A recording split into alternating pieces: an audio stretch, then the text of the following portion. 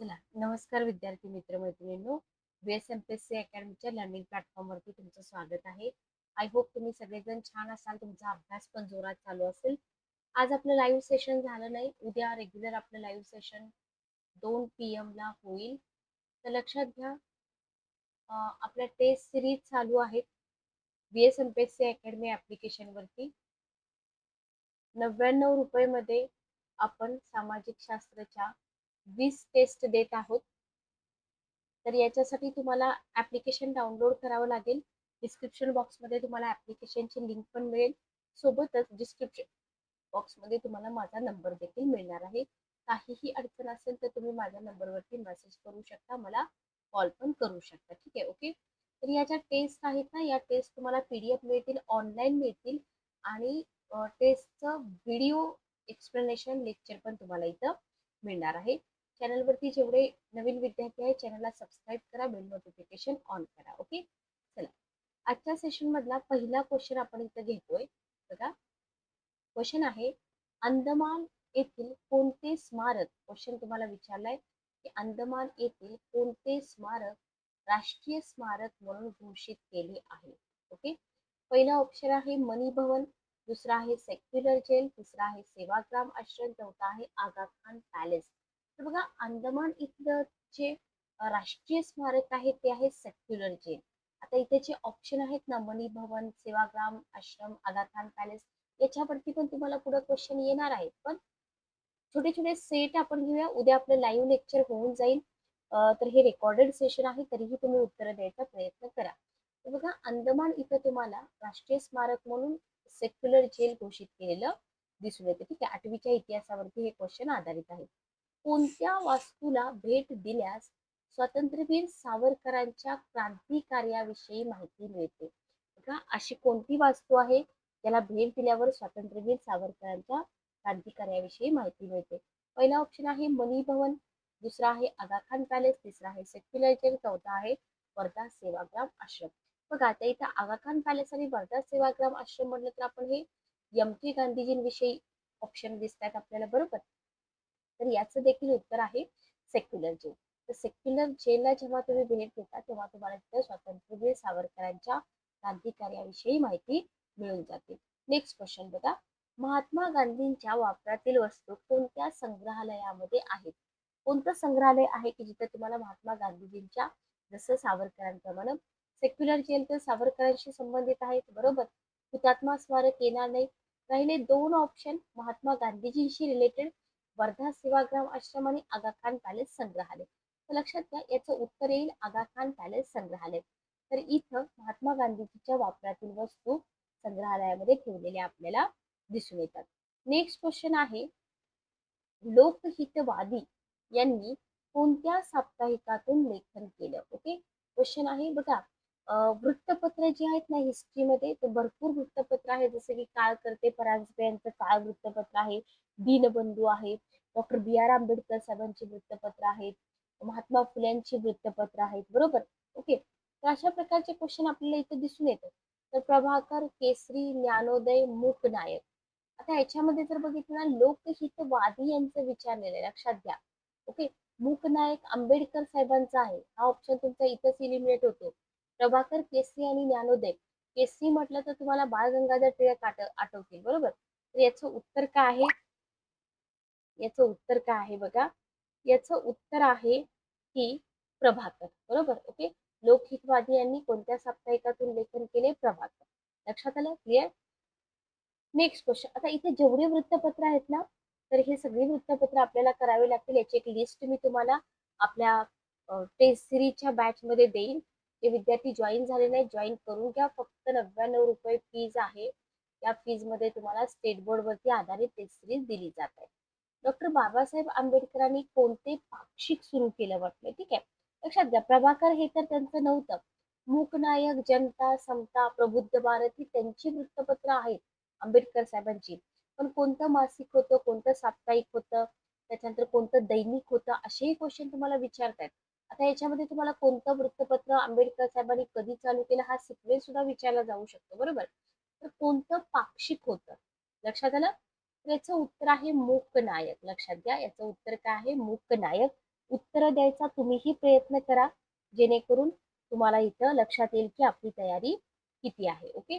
Next बघा, Mumbai port trust मध्ये काय जतन केलेलं आहे? क्वेश्चन आहे, मुंबई पोर्ट ट्रस्ट मध्ये काय जतन केलेलं आहे? पहिला ऑप्शन आहे नकाशे, दुसरा आहे पोवाडे, तिसरा आहे मूळ आराखडे, चौथा आहे वृत्तपत्रे. तर बघा, मुंबई पोर्ट ट्रस्ट मध्ये ना ना नकाशे जतन केलेत, ना पोवाडे जतन केलेत, तर मूळ आराखडे जतन आहेत. लक्षात आलं? मुंबई पोर्ट ट्रस्ट मध्ये मूळ मूळ आराखडे जतन केलेले आहेत. नेक्स्ट क्वेश्चन बघा, नेक्स्ट क्वेश्चन आहे एकच मिनिट थांबा. पोवाड्यांमध्ये कोणत्या गोष्टींचा समावेश आहे? जे पोवाडे आहेत, आपण पोवाडे ऐकतो, शिवछत्रपती महाराजांच्या जयंतीला वगैरे लावलेले असतात पोवाडे, तर याच्यातून कोणत्या गोष्टींचा समावेश आहे असं विचारले. पहिला आहे ऐतिहासिक घटना, सेकंड आहे सामाजिक प्रश्न, थर्ड आहे धार्मिक विषय, फोर्थ आहे शैक्षणिक विषय. तर बघा, पोवाड्यांमध्ये ना ऐतिहासिक घटनांचा समावेश असतो, बरोबर, ज्या इतिहासामध्ये घडून गेलेल्या घटना आहेत ना, जसं की छत्रपती शिवाजी महाराजांविषयी पोवाडा, संभाजी महाराजांविषयी पोवाडा, बरोबर. तर ऐतिहासिक घटनांचा समावेश आपल्याला पोवाड्यांमध्ये दिसून येतो. ठीक आहे. Okay, clear. स्फूर्तिगीते कोणत्या कालखंडाशी संबंधित आहेत? बघा, जी स्फूर्तिगीतं आहेत ना, ती कोणत्या कालखंडाशी संबंधित आहेत असं तुम्हाला विचारलंय. पहिला ऑप्शन आहे प्राचीन काळाशी संबंधित आहेत, दुसरा आहे स्वातंत्र्यपूर्व काळाशी संबंधित आहेत, तिसरा आहे मध्ययुगीन काळाशी संबंधित आहे, चौथा आहे आधुनिक काळाशी. मध्ययुगीन काळ आपण बघितलाय, प्राचीन काळ पण आपण बघितलाय. आता राहतो ऑप्शन फक्त स्वातंत्र्यपूर्व काळ आणि आधुनिक काळ. तर इथे जर बघितलं तर ही स्फूर्तिगीते जी आहेत ना, ती स्वातंत्र्यपूर्व, बिफोर इंडिपेंडन्स, बरोबर, या कालखंडाशी संबंधित आहे, जेव्हा आपला भारत स्वतंत्र झाला नव्हता. ठीक आहे. Okay, clear. नेक्स्ट क्वेश्चन बघा, नेक्स्ट क्वेश्चन आहे, एकच मिनिट थांबा. सत्यशोधक समाजाची स्थापना कोणी केली? फुल्यांनी केली, बरोबर, महात्मा फुल्यांनी केली. ठीक आहे. कधी केली, का केली, ते पण आपण बघूया पुढं.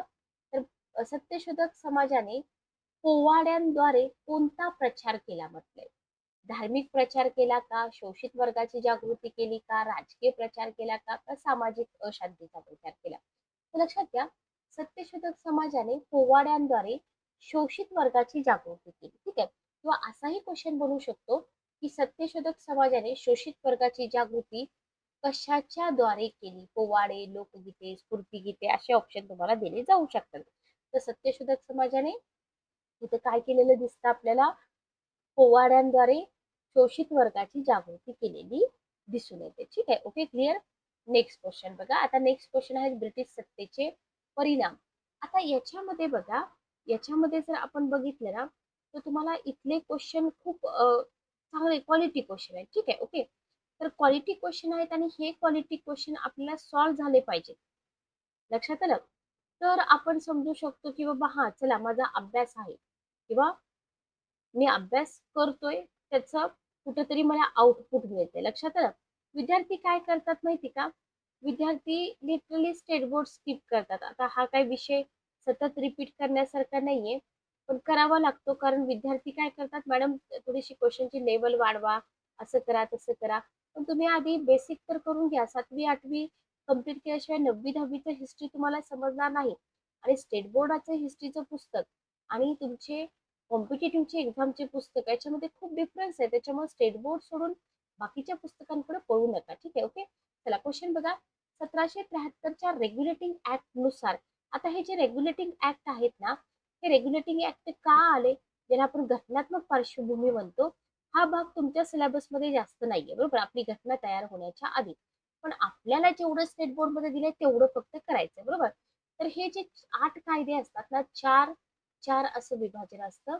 4 कायदे कंपनीच्या काळातले आणि 4 कायदे क्राऊनच्या काळातले, बरोबर, जेव्हा कंपनीला रिप्लेस करून भारतातली सत्ता राणीच्या हाती गेली. ओके, ते 4 कायदे कंपनीच्या काळातले, 4 कायदे ब्रिटिश काळातले, याला आपण म्हणतो रेग्युलेटिंग ऍक्ट किंवा नियामक कायदे. ओके, याच्यामध्ये 35चा कायदा पण येतो, 47चा पण येतो, मॉर्ले मिंटो येतो, मॉन्टेग्यू चेम्सफोर्ड पण येतो.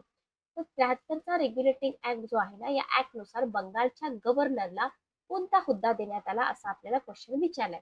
तर 73च्या ऍक्ट नुसार बंगालचा गव्हर्नर बनला नायब गव्हर्नर, जनरल, गव्हर्नर जनरल का प्रांताध्यक्ष? तर इथं आपलं उत्तर काय येईल? 73च्या रेग्युलेटिंग ऍक्ट नुसार बंगालचा गव्हर्नर जनरल बनला गव्हर्नर जनरल. ठीक आहे, ओके, लक्षात आलं. सोपा क्वेश्चन आहे, काही अवघड नाही, पण कोणता रेग्युलेटिंग ऍक्ट ते तुम्ही लक्षात ठेवा. 1773. नेक्स्ट क्वेश्चन बघा. 1784 म्हणजे इथं काय झालं माहिती का, त्याच्याकडे जास्त जबाबदाऱ्या सोपवल्या. ठीक आहे, ओके. 1784 मध्ये कोणता कायदा मंजूर करण्यात आला? क्वेश्चन तुम्हाला विचारलाय. 1784 मध्ये कोणता कायदा मंजूर करण्यात आला? पहिला ऑप्शन आहे पीठचा भारत विषयक कायदा. ओके. दुसरा ऑप्शन आहे सतीबंदीचा कायदा. तिसरा ऑप्शन आहे विधवा पुनर्विवाह कायदा. चौथा ऑप्शन आहे रेग्युलेटिंग ऍक्ट. बघा, 1784चा जो कायदा आहे त्या कायद्याला म्हटलं जातं पीठ इंडिया ऍक्ट किंवा पीठचा भारत विषयक कायदा. आता या कायद्यामध्ये काय काय आहे ते तर आपल्याला स्टेट बोर्डामध्ये दिलेलं आहे, त्याच्यावरती पण क्वेश्चन बनतील. पण आधी बेसिक जे क्वेश्चन आहेत ना, ते बेसिक क्वेश्चन तुम्ही इथं करून घ्या. नेक्स्ट बघा. नेक्स्ट आहे मुंबईमध्ये पहिली, बघा आता हा जो पीठचा कायदा ना, थोडक्यात सांगते तुम्हाला. इंग्रज पार्लमेंटने का केला होता? कंपनीच्या कारभारावर नियंत्रण ठेवण्यासाठी, कारण कंपनी काय करत होती? लाच घेत होती, लक्षात घ्या. ओके. नेक्स्ट बघा, मुंबईमध्ये पहिली कापड गिरणी कोणत्या वर्षी सुरू झाली? 1854, 1860, 1857, 1865. बघा, मुंबईमध्ये जी पहिली कापड गिरणी सुरू झाली ना, ती सुरू झाली होती 1854 मध्ये, लक्षात घ्या. ठीक आहे. कावसची नानाभाई दावर नाव विचारलं जाऊ शकतं तुम्हाला. यांनी 1854 मध्ये गिरणी स्थापन केली. कोणी स्थापन केली असाही क्वेश्चन तुम्हाला बोलू शकतो.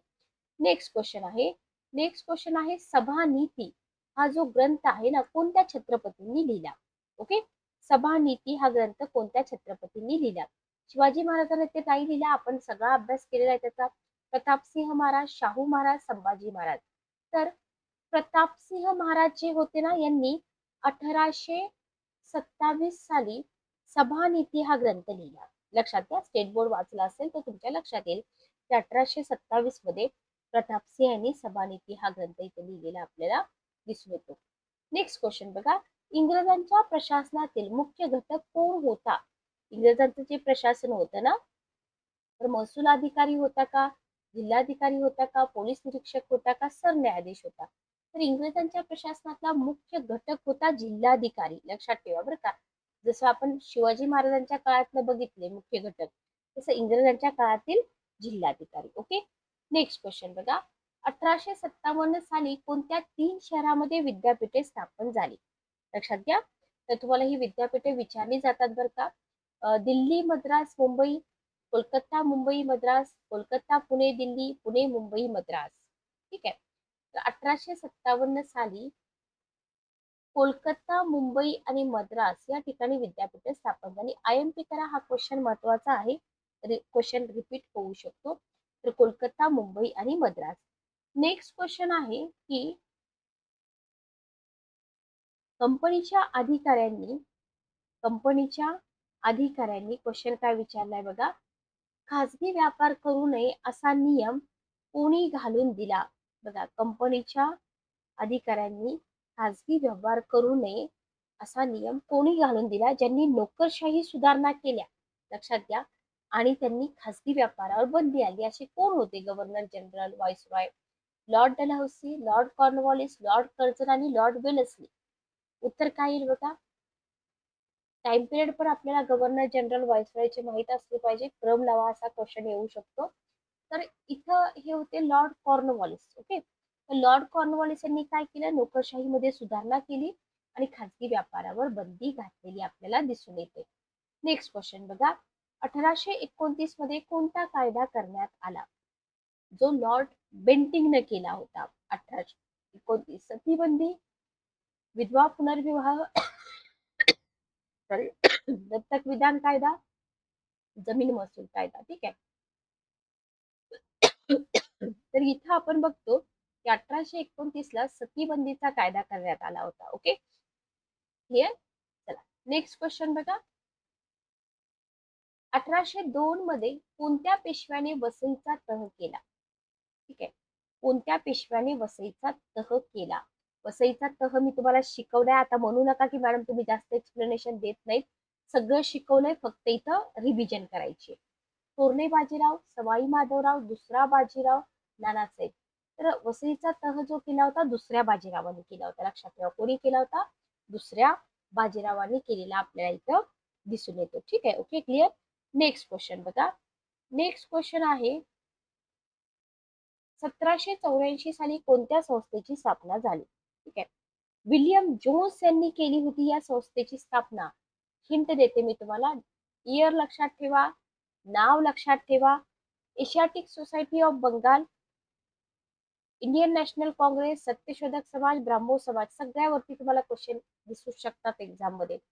तर 1784 मध्ये विल्यम जोन्स यांनी, हे दोन ऑप्शन तर तुम्ही इलिमिनेट करू शकता, सत्यशोधक समाज, ब्राह्मो समाज, राजा राममोहन राय आणि फुले. ठीक आहे. इंडियन नॅशनल काँग्रेस INC ची स्थापना ॲलन ॲक्युमियन ह्यूम यांच्या पुढाकाराने. उत्तर काय राहिलं आपलं? एशियाटिक सोसायटी ऑफ बंगाल याची स्थापना केली होती विल्यम जोन्स यांनी 1784 साली. ठीक आहे, ओके. इंग्रजांनी भारतात पहिला रेल्वे मार्ग कुठे सुरू केला? कोलकाता हावडा, मुंबई ठाणे, मद्रास चेन्नई का दिल्ली आग्रा?